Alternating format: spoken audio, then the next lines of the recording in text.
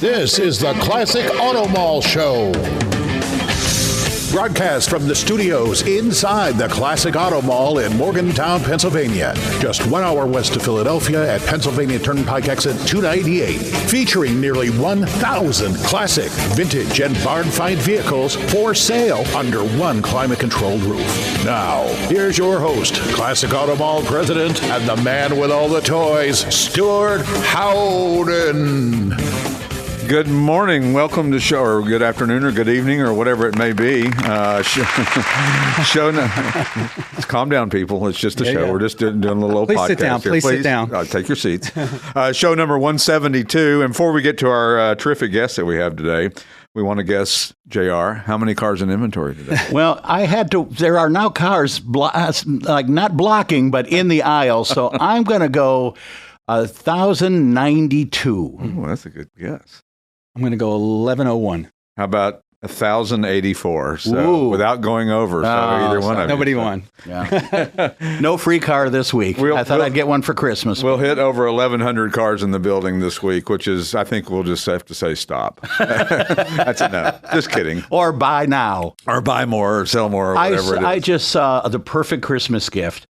A little Corvair convertible, Right. $15,000. I mean, for a collector car, that's pretty sharp and pretty cool. Pretty reasonable. Yes. And absolutely. And if you get a Corvair, make sure the one thing that it does, and it does well, and that's leak oil. Because if it doesn't, there's something wrong with it. It means it's out of oil. It means it's out of oil if it doesn't leak oil. So make sure that it actually leaks oil. Yes. Let's quit jibber-jabbering and get to our wonderful guest here who's joining us, I think, from Florida this morning.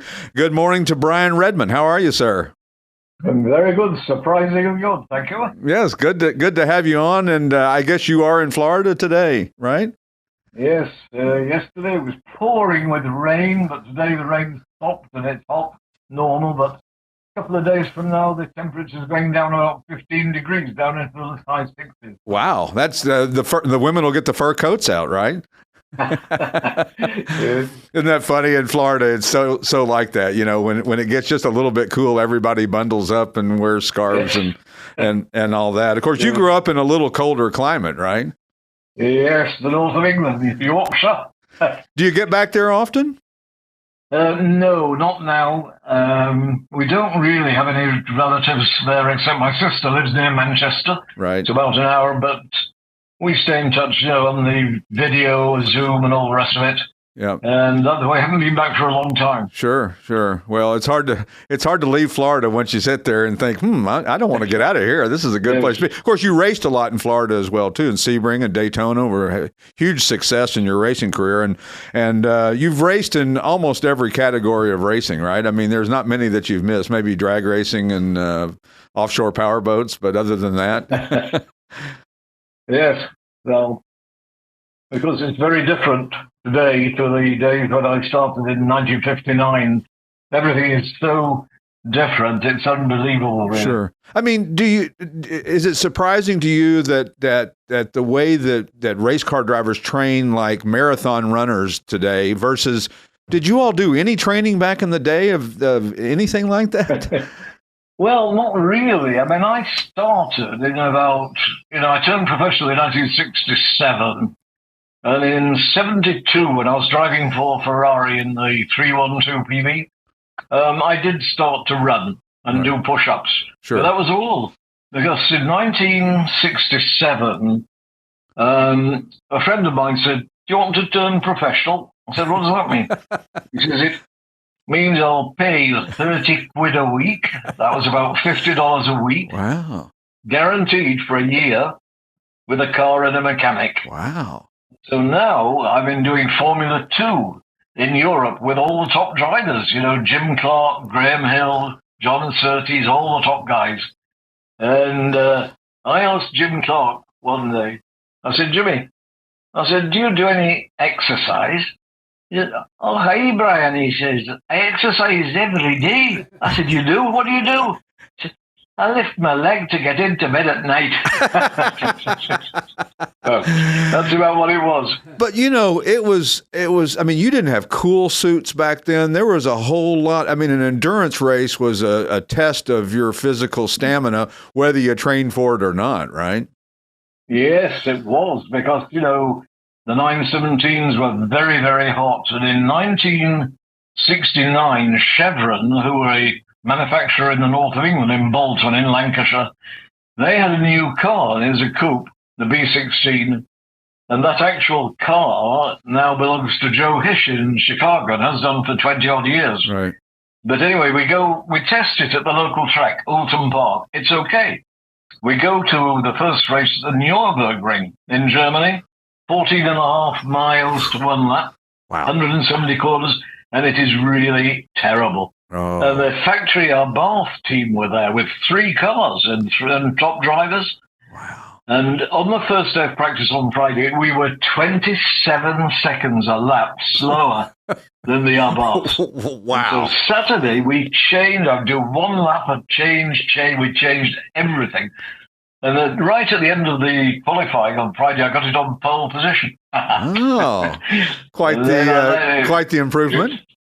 Yeah, there's a 500-kilometer race, so 300 miles, and it was very hot. Sure. And towards the end of the race, I was definitely starting to go like this, and I actually hit the back of another car going down the fax run, but not very hard. Right. But it woke me up, and so anyway, we went on to win, but it was like, it was about 2.5 hours in the car and hot. How do you learn a track that's 14.5 miles long? I mean, how do you remember the turns and all that, or do you, or you just wing it?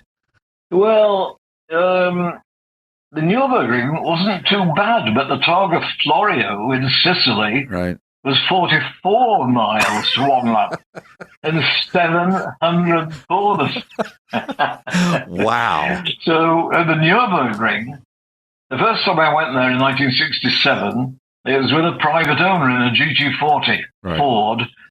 And I'd never been to the Nürburgring, and I'd only done a couple of laps in my street car, and the brakes had got on it, like 2 laps, 20 miles of running. And so, anyway, Peter Sutcliffe, the owner of the car, says to me, Brian, I want you to remember 2 things.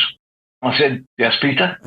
He said, just remember that this is my car. I said, yes. And he said, the second thing is, you've seen all these little bushes round the track. I said, yes. He said, just remember that underneath them is 100 feet of trunk. So, in my case, learning the Nürburgring, I try to remember the blind corners that were followed by slow parts, of which there are several at Nürburgring, a lot of blind corners. Right. And the first I didn't race in 67. There was my father had a stroke and I had to go back to England. In 68, I'm now with the top team, John Wire, Automotive Engineering. And my co-driver is the Belgian wonder boy, Jackie Hicks. Yeah, I think I've heard of him. And I've never raced there. And so on race morning, I said to John Wire, John, I don't think I should race with Hicks. I don't know the track at all. And he said, very well, Redman. He said, we'll put Hawkins with Hicks, and you can drive with Hobbs.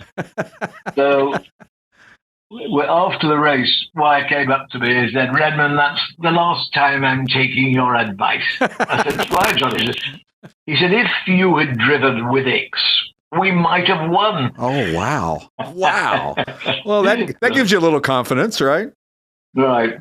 Wow. So I actually won there 3 times, yeah.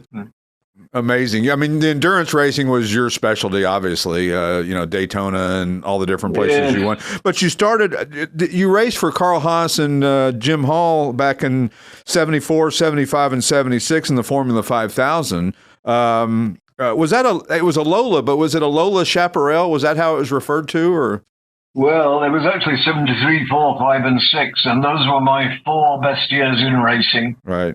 The Chaparral team was fantastic, and Jim Hall, led from the front. Right. The guys worked non-stop. I mean, Franz Swannis, the chief engineer, he built the engines, and he set the car up, and he also did the test driving, at Rattlesnake Raceway. Right. So he liked a bit more push than I did, and so I could have gone to any race and not practiced. Wow. I'd have just changed the settings a little bit to give me a bit more oversteer. Right. And that would have been it. And so it was fantastic. We beat, of course, you all heard of Mario Andretti. Once or twice we've heard of him, yes. Well, I beat him for 2 years to the championship. Wow. You don't rub that in when you see him, do you? So, no. He says, well, you had the works car. I said, yes, but I said, your Bell's Parnelli team, first of all, you stole my chief mechanic in 1973, Jim Chapman. Right. And you had unlimited finances. You were the only team with Firestone tires, so we joke about it. Sure. Well, not only did you race against Mario, how about Al Unser, Alan Jones, Jody Scheckter, David Hobbs, Sam Posey? I mean, there was quite the litany of drivers that were running back in the day. Yes, it was actually 4 world champions ran in the series, at some point. Well, Andretti, Scheckter, James Hunt, Alan Jones. Yeah. Sure. Did you ever drive some of the earlier Chaparral cars? Did you ever get an opportunity to drive those? I did in a demo kind of thing at Laguna Seca, but never at Rattle. I didn't go to Rattlesnake very often. In the 4 years, I probably only went maybe twice, something like that. The first time, we go to Jim's house after we'd been at the racetrack, and he's got, like a 5-acre fenced, and these 2 huge Doberman pinchers come hurtling up to the gate, So we drive up to the house, and there's a porch, and we stop, and Jim sits for a moment. He says, the bitch is okay, he said, but the dog isn't so good. He said, stay here. So I stayed in the car, and he went in the house, took the dogs away. Well, the next morning, he said, shall we go and fly this radio control helicopter that I built? Interesting. So we go out, and they lift up the trunk lid, and they put this beautiful model helicopter, radio control helicopter in the boot. Then Jim goes into the house, and I feel something on my hand, and I look down.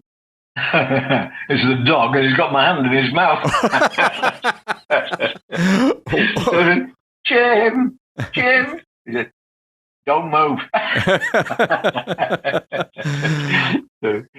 Wow. Well, that's, great stuff. I mean, those are kind of stories that you don't hear on every day. So it's always nice to hear that. Was there a particular car back in the day that was the easiest to drive? And was there a particular hardest car to drive back in the day?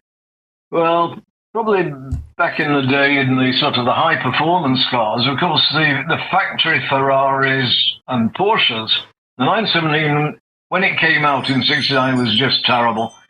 And we discovered partway through the year, October of 69, we did a test because John Wyer, who had driven for in 68, was now taking over the official running of the factory Porsche team. Right.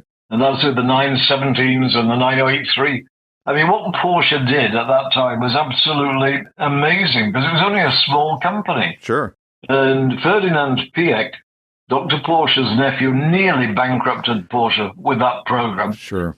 And so they were running, in 69, they were running the 908 long tail and short tail and building the 917s and building a new 908-3, completely different to the 908-2. And so the 908-3, you sat a long way forward. The transaxles moved, everything was moved forward to try and get the weight in the center.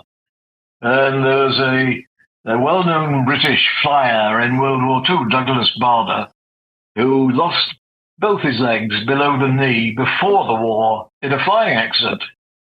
So he flew in the war. When they started running short of pilots, at first they didn't want to take him in the RAF. Sure. But then they took him, and he had a hugely successful career as a World War II fight ace, Group Captain Douglas Bader, DSO, DFC, all the rest of it. So we go to Weissach in the winter of 69, and for the first time, Porsche have won the World Manufacturers' Championship. Actually, Joe Siffert, my great co-driver, and I had won 5 of the 10 races. Wow. Anyway, we're in Weissach, and in those days, it's just a few collections of, Nissan huts. And today, I mean, it's unbelievable. Right. And there weren't that many engineers, and one of the engineers said to me, "Hey, Redman, you would like to see the new 9083? And it's sitting in a dark corner. There's no front body on it. I get in it. I see that my feet are in front of the front wheels. So I got out the engine. Hey, Redman, what do you think of the new 9083? I said, I think it's a very good car for Douglas Bader. But in fact, it was a fantastic car. It was built only for the Nurburgring and the Tango Florio, both of which it won. Wow. So it was a wonderful Barnes car. Then, of course, my 5000 car, the 332, 330, and 332 Lola with Jim Hall and Chaparral was a fantastic. And also, although not so well known in America as Chevrons, built in the north of England, were just great, great little cars. And in the sedan side, the BMW CSL, you know, whether we won Sebring with in 75, and the Daytona in 76 was a great car. In 75, you know, I go to Daytona for the first race of the new BMW Motorsport. The team manager is Jochen Neerpasch, a former driver. And my co-driver, the famous Formula One driver, Ronnie Peterson, he started the race. I never got in the car. It blew up before I got in it. Was that car number 59, I believe, right? That was that was the following year. That was 76. 76, yeah. And there's a great picture of you, of Peterson and you and Posey and Jackie Ick, I believe, in black and white, that I think was in Road and Track back in the day or something. And then there's a great picture of you not too long ago, maybe in 2015, standing on the track next to the 3.0 CSL. Yes, that was the BMW PR thing. That was great. Anyway, so, 6 weeks after Daytona, where we've had total failure, we go to Sebring. And Ronnie couldn't drive, and they brought in an Australian sedan champion, Alan Moffat. And so there's Alan Moffat with me, and then there's Sam Posey and the young German star, Hans Stuck. So Neerpasch gets us all together before the race. He says, Hans, he said, I wish you to go out and break the Porsches. And Brian, you will take care and win the race. That's what happened.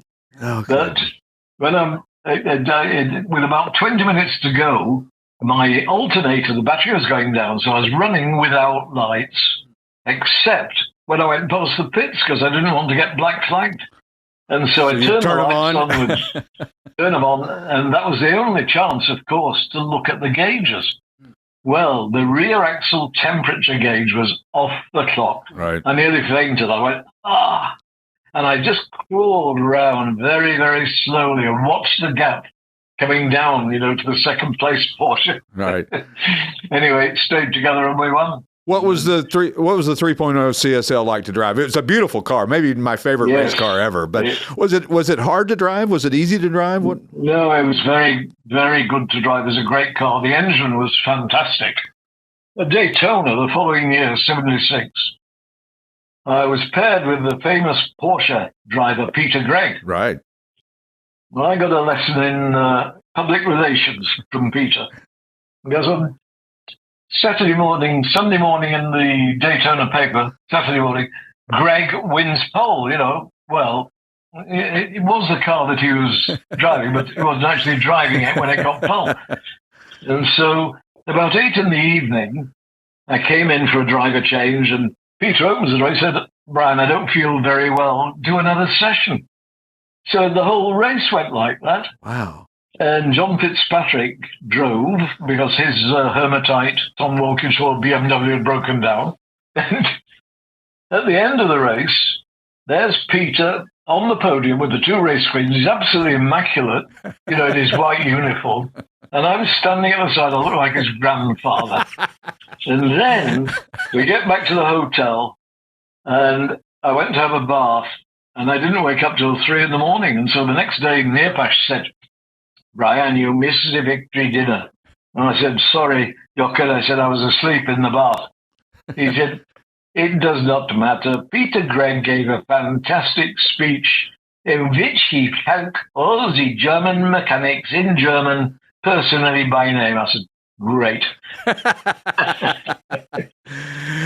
Well, it's one of those cars that maybe is one of the most iconic race cars, even in the United States, being a German-built car. But I always, mistakenly, I always thought of them as red, white, and blue, but they weren't. They were actually red, white, purple, and blue, right? So there was that extra color in there. But and also, it went on to 5 cylinders about 4 a.m.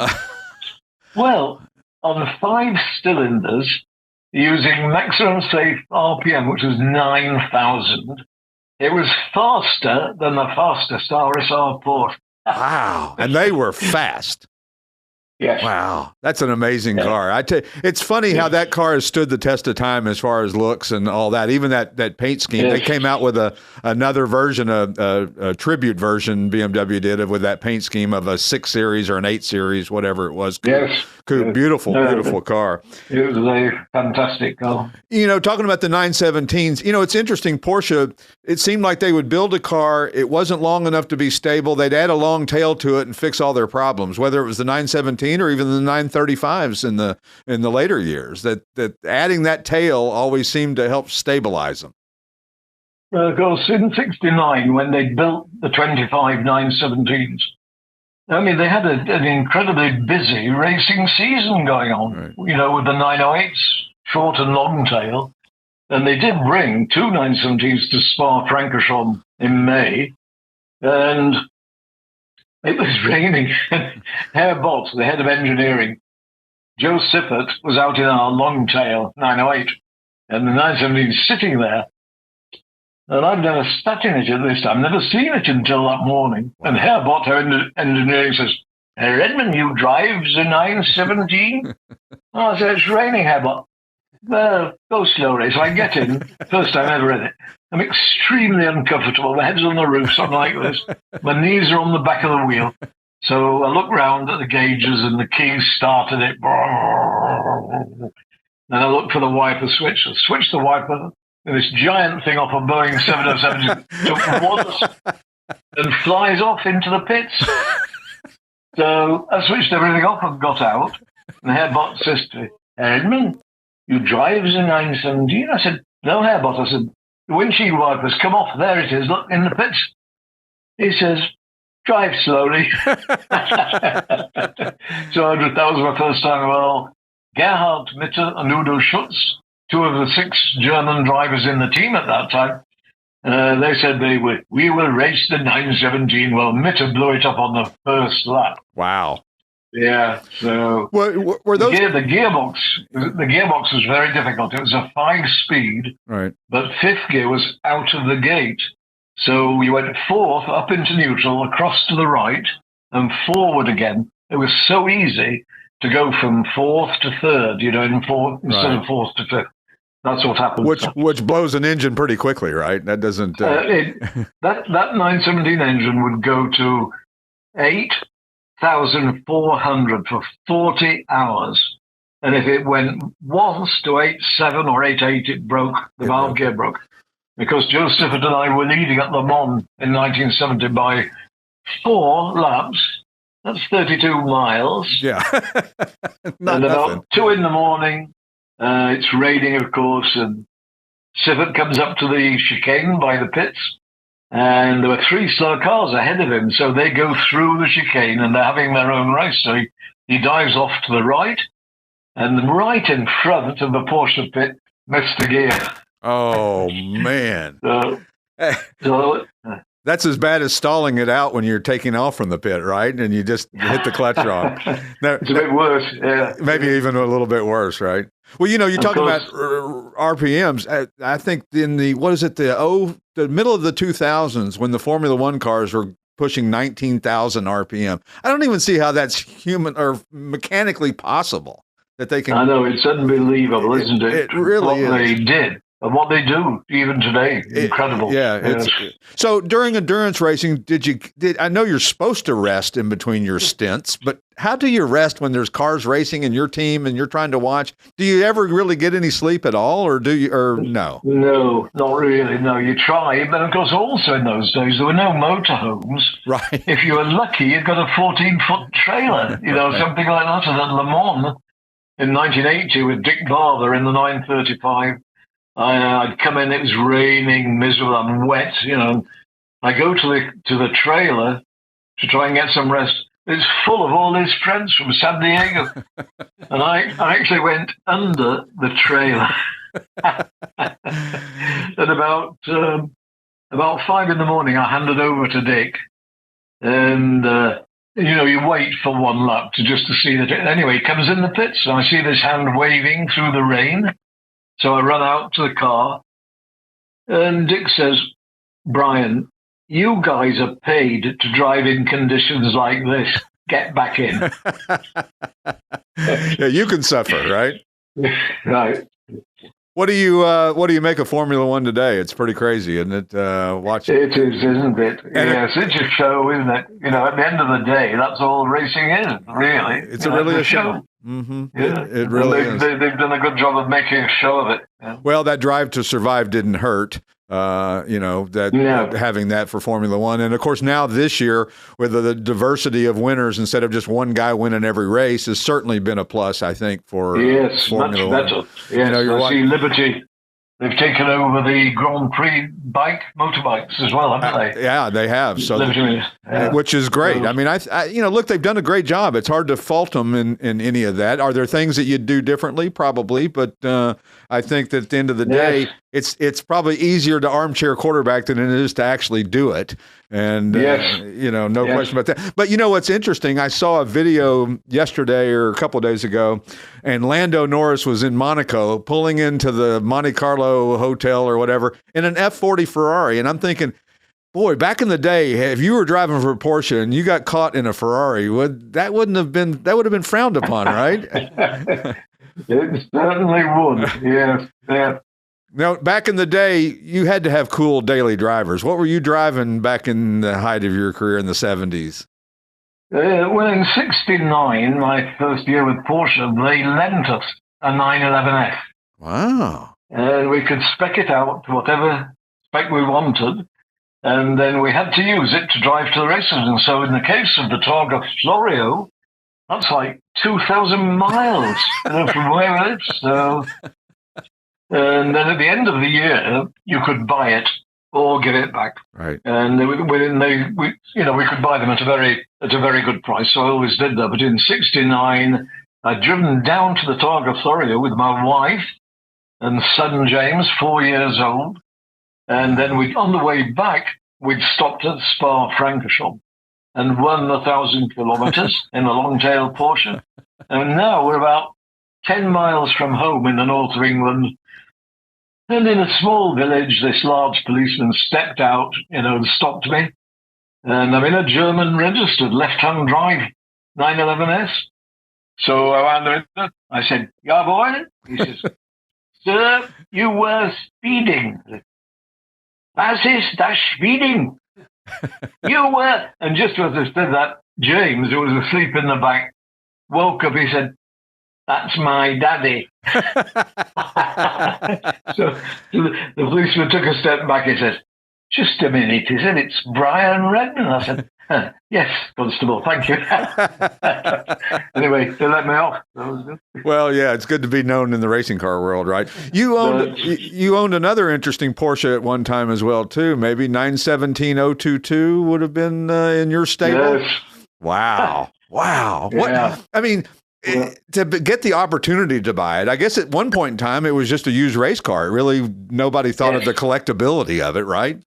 No, none of the cars at that time had any collectability. Richard Atwood sold his 250LM Ferrari for like $4,000 or $5,000. He said, "It'd never be worth anything, old boy, just an old racing car." So in '75, of course, I'd been racing for Ferrari for a couple of years, 72 and 3, and was now racing mainly in America with Carl Haas and Jim Hall in the Lola.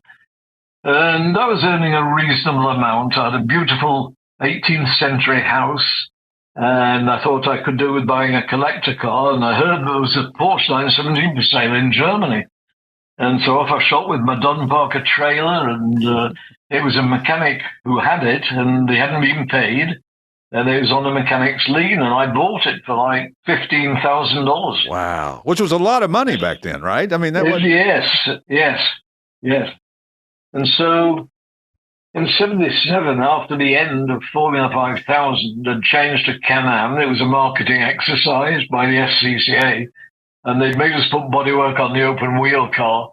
Because I'd gone to Saint-Gevit for the first race in the beginning of June 1977. I'd never seen the car before, but I know that prepared by Chaparral, that's going to be great. Sure. Out I go. It's good. I'm like 3 seconds faster than anybody. wow. And I came in. Jim Hall said, "How is it?" I said, "It's good." "What do you want?" To change the balance. I said, "Drop the front wing 1/4 of an inch." And on the next lap out at 170, it took off and went 40 feet in the air, came down upside down. So fortunately, when it finished sliding up the road upside down, it rolled off onto its wheels, and the track doctor was a heart specialist. He got my heart going again. And I'd broken my neck, C1, smashed this shoulder, split my breastbone, broken my ribs. Oh. The roll bar broke. I wore my helmet away each side of my head. And on the way to hospital, the ambulance blew a tire. I'm sorry. I'm not laughing at you. I'm laughing with you on this. Yes. It blew a tire. What irony there, right? So, well, when my wife arrived from England the next morning, the headline in the Montreal paper is "Redman A. Moore" with a photograph of the ambulance.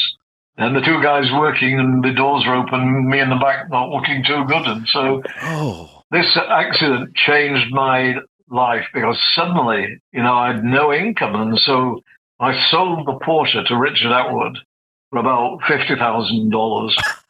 And then in 2000, this was 1978. Right. 1978. So in 2000, he said, I need to either sell the car or my house. He said, I'm running a bit short of the old dough. So car or the house. Would you handle it for me in America? And I said, I don't like car brokers. I said, it's a terrible dog-eat-dog business, but I will on one condition. What? I said, if Eskimo sells it in Alaska, I get my commission. He said, yes. Wow. And I couldn't find anybody. 6 months later, he said, I really need to sell it. So I took it to Monterey, to the RM auction. Sure. And sold it for $1,050,000. And then about a year after that, Jerry Seinfeld bought it. Sure. And has owned it since. And it's being sold at the Mecum auction in January the 18th. Yes. And about the end of September, I get a call from Mecum saying, could I go to Road America and do a promo video, driving the 917? Sure. So I did that. Yeah, absolutely. So the great restorer apologized. He wasn't there. And he said, I haven't had time to even put it on the dyno. He said, it's not turned a wheel. Wow. Since completing this total restoration, gearbox, engine, everything. So anyway, it ran very well, and so beautiful. Could you push it pretty hard, or did you have to kind of? No. You really didn't want to do that. No. Right? No, I took it to about 6,000 RPM, and it was enough. Plenty, yeah.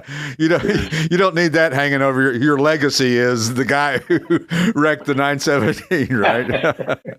So speculation is all over the place, rampant on what it's going to bring, and if it's going to break a record. Obviously, it's going to be. I think the last one that sold was 14 or 15 million. That didn't have the McQueen factor, if you will.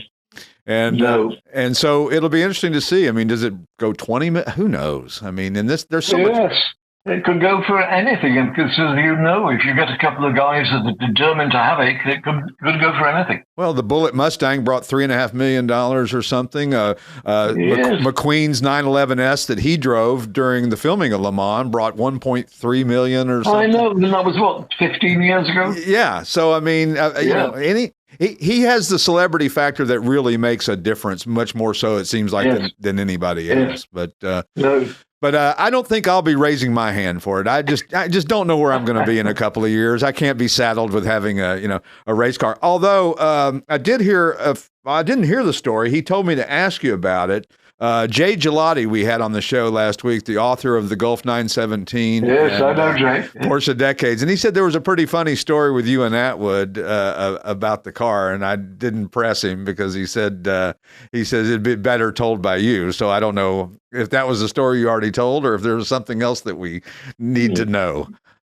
No, I don't think there was anything that was particularly funny, although in about, I'd bought it in 75 and probably the end of 76, a friend of mine had come to stay with me in Green.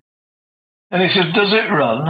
I said, I have no idea, let's see. So I hooked up a jumper and it checked the oil and it started. Wow. Much to my amazement. Wow. So, I put the clutch in, the clutch was seized solid. Oh, wow. So I got my Land Rover out and we towed it backwards up the road outside to the top of a hill, and then we let it go. And when I felt that the speed was about right, I pushed it into first gear without the clutch. Right. And it went in. So now and then I stood on the clutch, the brake with my toe and opened the throttle wide with my heel.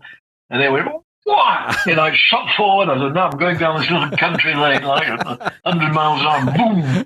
The clutch free. Oh, man. Well, that's one way to fix it, right? Well, Yes. they say in the U.S., if you've never had to push your own car and jump in and bump start it, then you just really have never driven, right? I've done plenty of that. Yeah. So, in your career, you raced Formula One, you raced Formula 5000, you raced all the different series. Formula One, though, at Monaco has to be as nerve-wracking as it gets, or maybe I'm missing something. Well, it's so tight. And for the Formula One cars today are much bigger than the old cars. So today it must be just impossible, to pass. But my Monaco trip in 72 with the McLaren M19 I'd never been before. And I qualified just behind a team leader, Denny Hume. Right. So it's pouring with rain. And off we go. And on the first lap, Denny missed the chicane. So now we go into the chicane. Now we're last and next to last. So I got going and I passed him and lapped him 3 times and eventually finished 5th. But it was the longest race in the rain. It was after that they put like a 2-hour limit on the races. Right. This is like, it's such a long race. But as Graham Hill said at the time, he said, what a pity we have to race. It's so much fun being here. Because when I finished 3rd in the Spanish Grand Prix in my second Formula One race, I'd started last. And my teammate, Ludovico Scarpiotti, the Italian nobleman, part of the Fiat family, he was just a bit faster. So halfway through the race, we're 5th and, 10th or 11th. 3/4 of the way, we're 5th and 6th. So I thought, So I nipped past Ludovico and finished 3rd. So we're going round on the back of a Fiat or something. The Denny Hume, Graham Hill who won. Denny Hume was 2nd, I was 3rd. Newman waving to the crowd and whoa!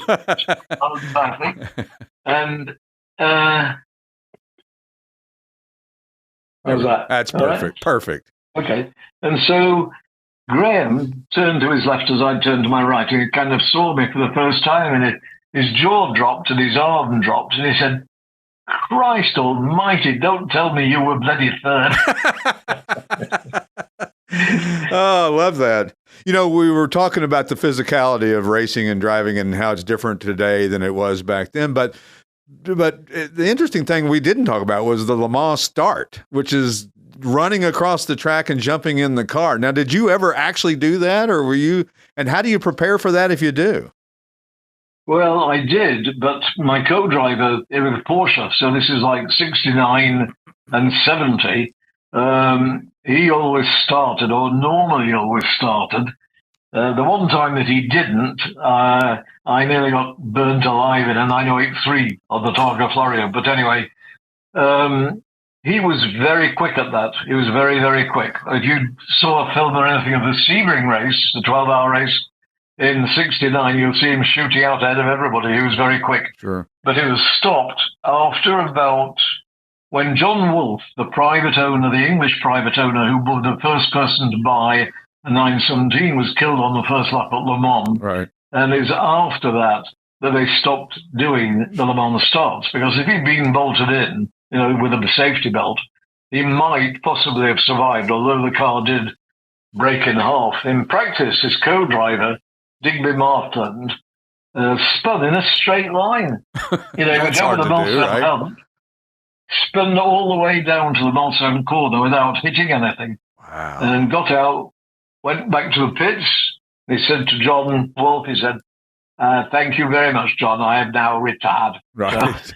So all the English drivers in the Porsche team, that was Vic Elford, Richard Atwood and myself, we all said to John, let Herbert Linge start. He was a factory test driver. Right. And he was like, no, it's my car. I'm starting because he's killed on the first lap. Oh my goodness! And didn't Jackie Ick protested it? I mean, didn't he? Did he not stroll to his car in like 1970 and started last and won the race? Right? Yeah, 69. Yeah. Well, in 60, as mentioned, I turned professional in 67. Right. 15 all in a week. Well, towards the end of the year, October, a friend of mine, David Piper, asked if I'd like to drive his 250 LM Ferrari with Richard Atwood at the Montlhéry, Paris, 1,000 Ks. And we did okay. It was terrible, another terrible wet race. Right. And after the race, a tall, rather distinguished gentleman came up to me and said, good afternoon, Mr. Redman. He said, I'm David York, the team manager for John Wire Automotive Engineering. Would you care to drive with Ix at the Kyle Army 9 Hours next month? And so we won. And that's what started, my big full-time professional career, really. Wow. But at Kyle Army, the 9-hour race, just walked across the track. And not only that, within 5 laps, he came in. We had a faulty oil pressure gauge. Sure. So, but, if he'd lost Le Mans in 69, imagine what the trouble would have been. Absolutely. Well, and to be a good driver back then, there weren't computers like there are now. I mean, you had to relay to the mechanics and the team what the car was or wasn't doing and what your thoughts are and what would make it better, right? Yes. Yeah, exactly. In fact, even in the big time long distance team with a Porsche and a Ferrari, we never even saw or got our lap times. Wow. Even in practice, we were never shown you were this and Nix was this. Was there a reason for that? Did they not want to jinx it or what? I don't know. I never spoke to anybody about it, but we didn't know anything really. Right. And as you say, we just said what we thought the car was doing and do this, do that. Wow. Yeah, you read about the feel and the seat and all that. It's like sim racing. You don't get that same feeling when you're on a computer racing. Have you done any sim racing at all, or? I have been on an old simulator, actually, when with Jerry Seinfeld back in New York, probably 15 years ago. Wow. But I didn't really enjoy it. You don't have that real feel. Yeah, it's good to learn a track. Sure. If you've never been there, it'd be a great way to do it. But it doesn't feel the same. Right. Did you have a favorite track? I mean, was it which one? After the race, Spa-Francorchamps, it was the most dangerous track in the world at that time. And I won there 5 times. But the first time I ever went in 1966 with a GT40 with the same Peter Sutcliffe, the private car. Right. And I nearly retired from racing on the first day that I got there on Friday. I couldn't believe how fast we were going all the time, up close to 180, 190 all the time. Sure. There was a first gear hook corner, La Source, and there was the Mecum at the top of the hill, where I had my big Formula One accident in 68. And that was like third gear. But other than that, you're in top gear all the time. Well, and after the race in 66 with Peter, we finished 4th. It was a very good result for a small private team, with one mechanic. Right. And Peter said to me, good job, Brian. I said, thank you, Peter. He said, you see all these empty Coca-Cola bottles up and down the pit lane? I said, yes. He said, be a good chap. Collect them and get the money back on them. Yeah, every penny counted back in the day, right? Well, they say racing costs the same today as it did back then. Every penny you got, right? So, and you also drove the group for Jaguar, or not for Jaguar, but for Group 44, which had to been exciting because that was one of the prettiest liveries you saw back in the day on the track. Yes, it was very good. It was a very nice car designed by Lee Dykstra. Pretty straightforward, nothing tricky. First time I ever got in it at Daytona, 1984. I came in after practice and Bob Tuley said, "How is it?" And I said, "Well, it's good." I said, "It'd be really nice to have rear view mirrors you can see through." He says, "Who the hell uses rear view mirrors?" How funny. That's, that's typical racing mentality, though. You don't, who cares what's behind you? Although you learn in later years that it's very important to know what's behind you and what's going on there as well, too. Is there somebody that you modeled your career after, or is there somebody you looked up to when you started racing? Was it, Fangio or who was your guy, or Graham Hill or? Jim Clark. Jim Clark, yeah. Yeah, because I saw him race right from the very beginning when I started in 59 in the north of England. He was at some of those races, not all of them. But I never actually met him there. I never met him till 67. Right. When, as discussed previously, with the Formula 2 series. But he was a very nice, humble kind of guy, very, very low-key. He also introduced me to the English food fight. We're in France in a restaurant. After a race, we've all got collars and ties, and it's all very subdued, and we're talking about the race Sunday night. And it finished, and he picked up his knife and put a butter pat on it and flicked it. And I watched the butter pat fly through the air, and it landed right on this lady's nose like that. And that started an enormous food fight. Oh, see, that's the greatest. That's the stuff that you can't buy. And, and not only were you a race car driver, you were an author as well. Well, you're an actor as well, too, in McQueen with Le Mans, right? The movie. And Yes. Well, it was pretty boring, the Le Mans filming thing. I only stayed for about a month because, you get there at 8 in the morning, and sometimes you do absolutely nothing all day until the sun was in the right position. So the film, it must have nearly killed Steve because it was so huge problems all the time. Right. Every kind of thing you can think of. And watching it today, the actual filming part of it, of the racing and in the race, was really tremendous. Sure. The story wasn't all that great, but it was a very, very, must have nearly killed it, I think. I would think I so. drove with Paul Newman as well, their first time at Daytona. And it would have been 78 or 9, something like that, in a Dick Barber 935. So I meet Paul. He said, "Will you take me around the track a couple of times?" I said, "Well, there's no seats." And I said, "They won't let you do it." He said, "Yeah, I've cleared it." I said, "What are you going to do?" He said, "I'm going to crouch in the back and hold the roller cage." I said, "What?" So we're doing 200 miles an hour in this thing. I said, if anything had gone wrong, I would have achieved lasting fame. Well, I got to ride at the Bondurant school with the old man, Bob Bondurant, before he passed. And I just knew he was going to wreck and kill us both. And I figured the headline would be Bob Bondurant, an unidentified passenger. It was pretty amazing. Yeah. It was pretty amazing to ride with him, though, at the track out in Phoenix. And just the way he handled the car, and so smooth and so just, it just was like, it was like intuitive, so intuitive to him and to any of those guys.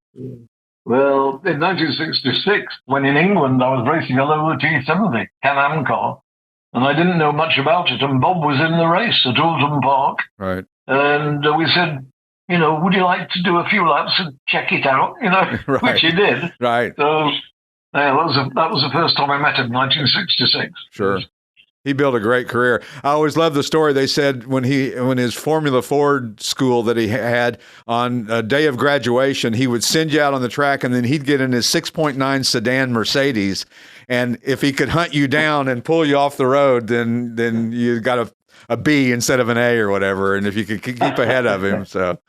Yeah, well, some years ago, 34 years ago, we started a private club, Targa 66. Right. And this year at Homestead in the middle of February is our 34th year.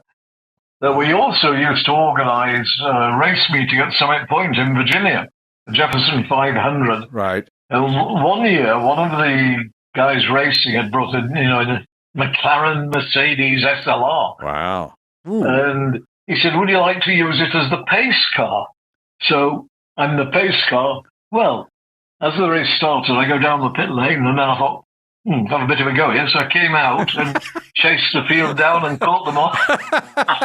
I love it. They didn't frown upon that, did they? Well, they weren't. Nobody was very keen on it. Nobody could actually say anything because I was the organizer. Yeah, it was your deal, absolutely. Well, there are just so many wonderful stories. We could do this all day long. I just appreciate your time so much, and I want to congratulate you. I see that the Road Racing Drivers Club in Long Beach in April is going to honor you and Mario and Al Jr. With Bobby Rahal as the moderator, and what a great honor, and what a wonderful, wonderful, wonderful event. And yes. Grand Prix of Long Beach, first place I ever saw a Formula One race, and and this was 1981 or so, and I couldn't believe how fast they were between point A and point B. You just were shocked. Yes. It was 75, the first race, of course. It was the only Formula 5000 race, and it was a huge entry with 4 world champions to be in the event, and we were very lucky, really, because on the Saturday afternoon, the last qualifying session, their turn 1, it wasn't a jump, but the car went light over a brow and downhill, right, and second gear, and there was just time. Oh, what happened there? I don't know. Somebody walked. Somebody calling me on the phone. Oh, we lost him. Hey! We're back. We kept rolling. We said, what the hell? He'll either come back. Was it that damn Roger Penske calling you again? Well, he only ever called me once. No, it was 1974. I get a call from Roger. Would you like to drive the 91730 at Mid-Ohio? I said, it can't run because it had been banned, effectively by the SCCA. Sure. He just said, come and see me. So I go up. He's sitting there at his desk. I said, Roger, it can't run. It's been effectively banned. He said, Brian, don't worry about that. It can run. So I said, He said, how much do you want? I said, $5,000, please. He said, Brian, you're the most reasonable racing driver I've ever met. You're the Walmart of racing drivers. How great. What do you think of Cadillac getting into F1? Seems very good. Yes, great. It's great. Yeah, I guess they've done. I guess that they said that there was a little falling out between somebody and somebody else, and so they moved on and did their thing and did what was best probably for the sport and the hobby, more so than anything by doing it. No, it's very, very good. Yes, I'm sure that something obviously went on, didn't it? Sure. And whatever it is, listen, things happen. Things don't always work out perfectly in this world. We know. We know how that goes. So, also another interesting news out here in the past couple of months is Bernie Ecclestone selling his collection of Formula One cars. Yes. Holy mackerel. Yes. And he's not telling them at an auction, so it won't be that that drama that we're going to get. We're going to get with the 917-022. But the Ecclestone Grand Prix collection. I mean, I never thought about it. Didn't realize what kind of collection he had. I mean, my goodness, it's spectacular of the cars that it is. Yes. I think he got the Doddington collection, didn't he? Yeah. So, and rightfully so. I mean, you a guy like him. I mean, he's the father of F1. Whether you agree with everything he did or you don't, it wouldn't be what it is today without him. No, absolutely, an amazing guy. Yeah, he really did, and of course, it's interesting. It's just like anything, his way of thinking probably is different than current times and social media and all that other stuff that he probably didn't really think a whole lot about, nor did he need to back in the day. No, it was so different, wasn't it? Well, Formula One was so popular everywhere except here, except in the United States. It was, yes. But it wasn't any big sports cars like the 917s in 1970. They were just as popular as Formula One. The crowds, right, for big sports car races were as big as Formula One. Well, our friend Harry Hurst has Glory Days of Racing, and we always talk about what made them the Glory Days of Racing. Well, the cars were really cool and unique. The sounds were all different. They didn't all sound the same. And the drivers were characters, maybe even as much. Maybe they're characters nowadays, and you don't know it quite as much because I don't think you don't see a Formula One driver getting out and drinking and driving and carrying on and doing the things like James Hunt and those guys did, right? No, a little different world. It is indeed, yes. So congratulations again to the Road Racing Drivers Club celebration and for the Legends Dinner and Gala. That sounds like it's going to be a lot of fun and well-deserved, and really appreciate your time today, and thank you for so much for being on. Well, thank you very much. Great pleasure. I never knew there was such a huge collection in Pennsylvania. Well, please come see us the next time you're in this part of the woods, and we'll give you the nickel tour. We'll put you on a golf cart, and we do you the drive-through. Well, in about 1971, that was my first time really in Pennsylvania. I got invited to do the Pocono 500 or something. Sure. It was quite interesting. Yeah. I'd been racing the 917 at Imola, and I got a call. Could I get to Pocono? How soon can you get here, Brian? And I got there Tuesday. No car. Right. Wednesday, no car. Thursday, no car. Friday, no car. Saturday, we found your car, Brian. So I meet this New York boxing promoter called Rich Giacchetti. Right. And it's a 69 Ford Torino. Oh. So now that they're like, they were worried I wasn't going to qualify, because there were like 75 or 80 cars there. Right. And so anyway, I qualified 15th. And so after practice on Saturday, I go to the driver meeting. Then I go back to the garage to talk about the brakes and things like that. Nobody there. So I go to a restaurant. I come back. There's now like 8:30. Nobody there. So now it's Sunday morning. I'm in the car.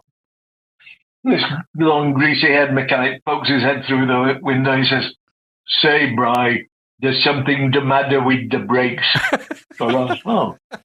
Bang. Straight to the bulkhead. So we looked at each other like this, and he says, "Maybe they're okay when they get hot." So I started, for the one and only time in my life, I started the race with no brakes. No brakes. Oh, my God. It blew up.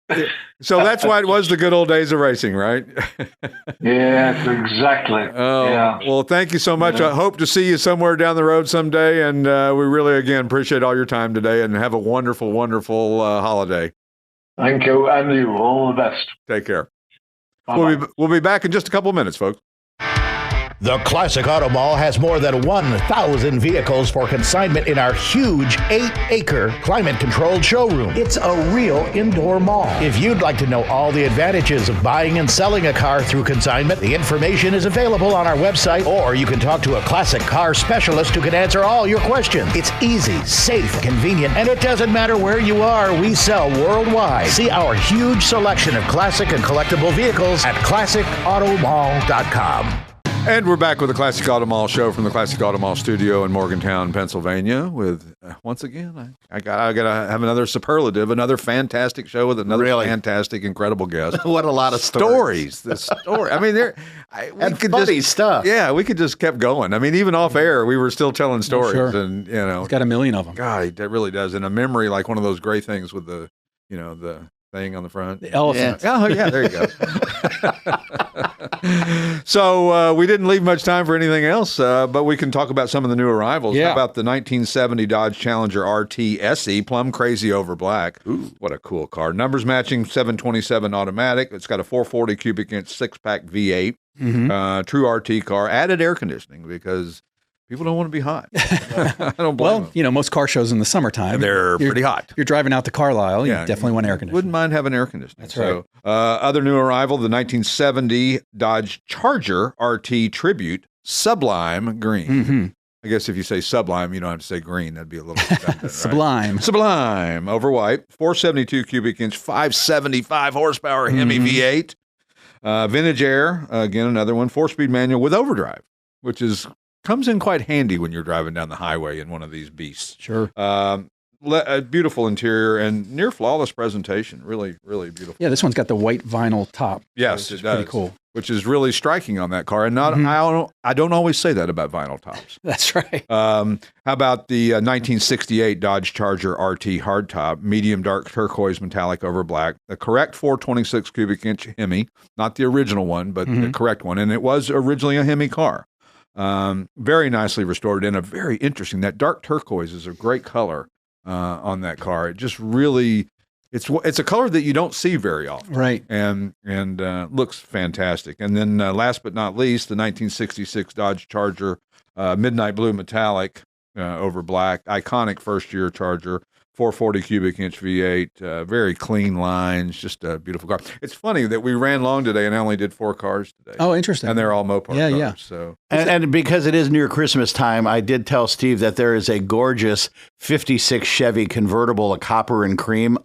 That would be nice in my stock. Little bow around that. Yeah, sure. Take it down to Jared's place. Sure to do that. The 66, by the way, great body style. And I think they're up and coming as far as collectibility. And the prices have gone up. Yeah, they have been a little under the radar for a number of years, and they seem to be going up in the correct direction if you own one. And the 440 doesn't hurt. Yeah, unless you don't own one, and you hope they're going the other way. Yeah, exactly. Like the 917 Porsches, that it's just going to be crazy to see whatever that thing does. I can't wait. I can't. It's going to be exciting. I may have to go. I may have to just go. Well, we need a camera crew. So. Yeah, that's right. An audio man. I knew that was the next thing. I want to film you going. Oh, yeah, but do we really want to go to Florida in Florida in January? January. Gosh, that sounds so horrible. Cliche. Everybody's going to be there. Everybody goes there, you know, and but it'll be interesting to watch. And if you get a chance, I think this January the 18th is the actual date of the Mecum auction, where they auction. It's a 10-day auction, but where they actually auction the 917. And they've got another interesting car too. I'd forgotten. I was going to talk to Mr. Redman about. They've got what is it? It's a Porsche 910, 1966, the first 910 produced, campaigned by Niki Lauda. Wow. So it's a race car. One of the race cars. But it's going to be at Mecum as well too. So that's going to be interesting to see what that brings, because that's no slouch. Right. I did catch the Mecum promotional video about the 970. Great. Did you see it? Yeah, it was great. awesome. Yeah. Did I see it? Yeah.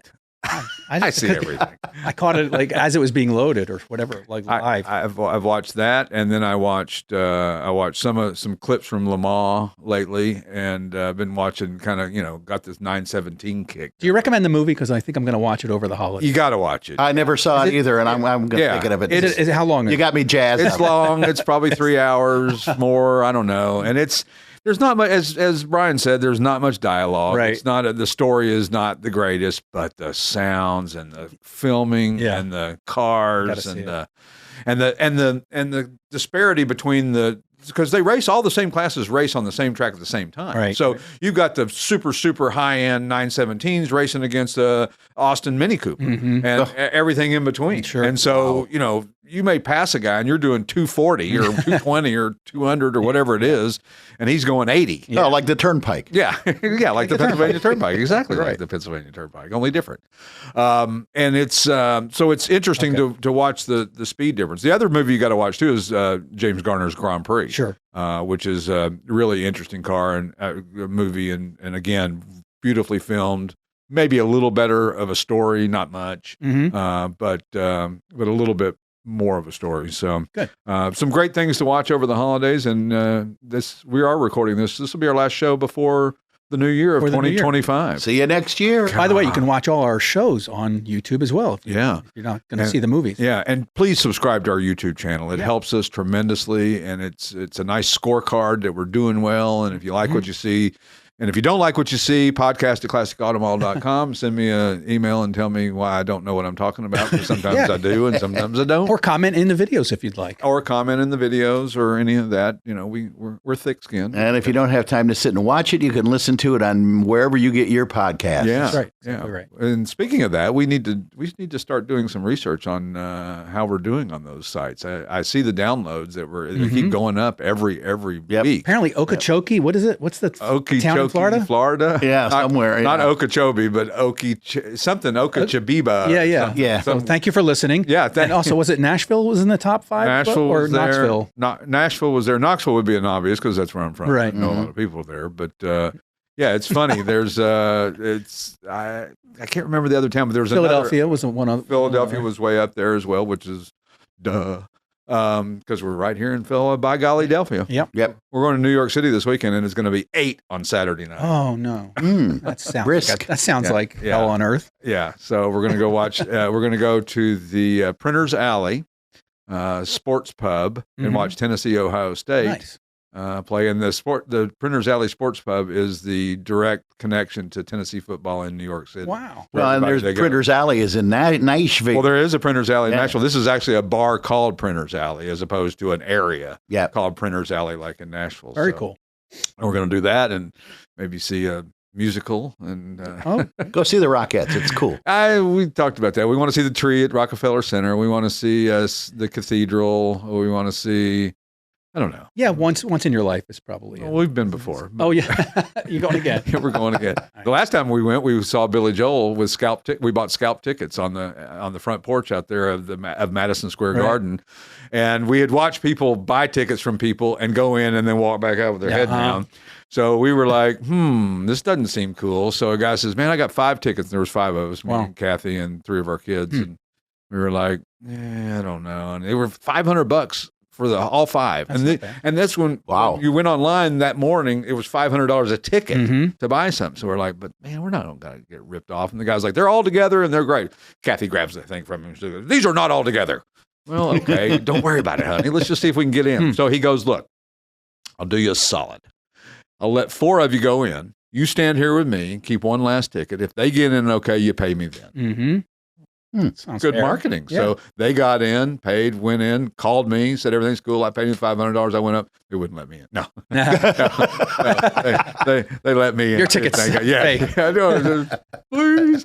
And it was great. Kathy and I were right on the floor. Billy Joel at Madison Square Garden. I mean, fantastic. Does it get any better than that? Unfortunately, our kids were kind of scattered around. Oh, wow. The tickets were not together. Oh, okay. But anyway, it was a lot of fun, and it was a great New York thing to do. Sure, absolutely. And of course, he did play New York State of Mind. Quintessential. He hadn't have, and he'd have been slapped.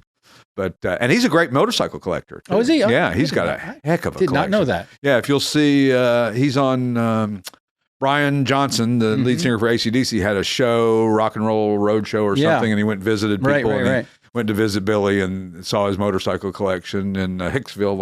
I don't know if it's in Hicksville. We were talking about somewhere out there in Long Island. Anyway, we're rambling on, so let's get on with it. So we'll see you next year and next time on the Classic Auto Mall Show. We'll catch you then. You've been listening to the Classic Auto Mall Show with your host, Stuart Howden, executive producer Steve Safier, produced and engineered by yours truly, J.R. Russ. Available on ClassicAutomall.com, YouTube, or wherever you get your podcasts.